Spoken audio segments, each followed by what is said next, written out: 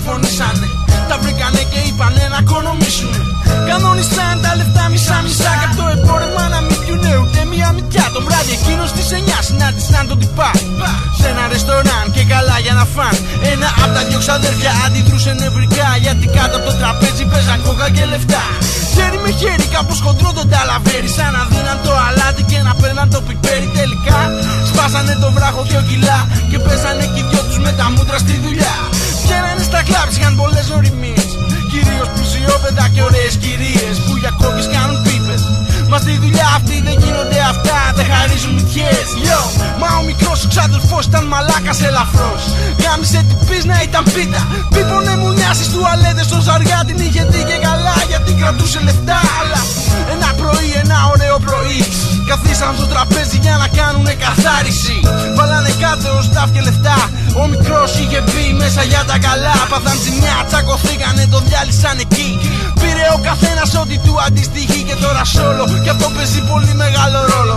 Δώσ' μου 2 τετράμετρα ακόμα και τελειώνω. Ο μεγάλος απέκτησε μεγάλους αντιπάλους και τον δώσαν καρφωτή, τώρα είναι στη στενή. Ο μικρός ιδιολυτικό καμοναχός, από υπερβολικές νουτιές τώρα είναι νεκρός. Η ιστορία αυτή είναι φτιαχτή, μα από τις πραγματικές δεν απέχει πολύ. Πολλοί πεθάνανε, πολλοί είναι φυλακοί. Κάποιοι άντεξαν όμως όχι για πολύ. Μια ιστορία για λίγο χρήμα.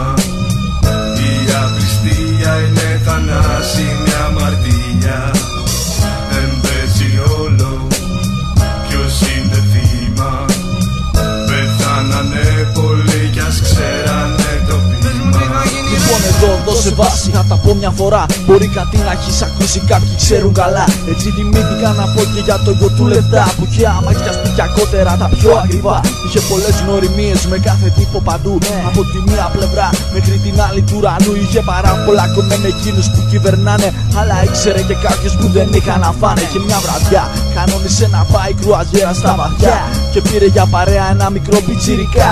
Ήταν νέος στη δουλειά, έσπρωχνε κανένα τσιγάρο που και που στα κρυφά. Ήταν ακόμα στα ψηλά, δεν ήταν καν 19. Νόμιζε πως ήταν έτοιμος για τέτοια σκηνικά, μα τίποτα δεν είναι όπως φαίνεται τελικά. Κι ο μικρός το έμαθε μέσα σε μια νυχτιά.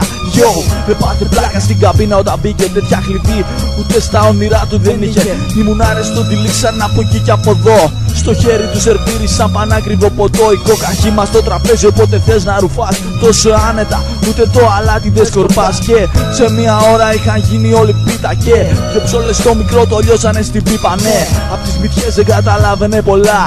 Σκεφτόταν μόνο ότι πιάστηκε καλά και ότι η υπόλοιπη ζωή του θα ήταν έτσι γενικά. Αλλά υπάρχει αυτό το αλλά. Ξαφνικά μέσα στην ωραία νυχτιά είχαν περάσει 5 ώρες, είχαν βγει σαν νυχτά.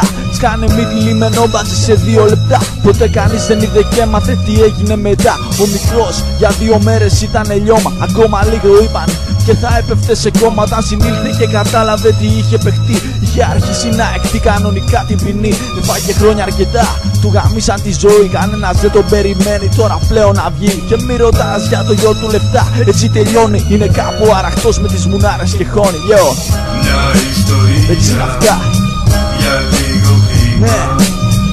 Η απληστία είναι θανάσιμη.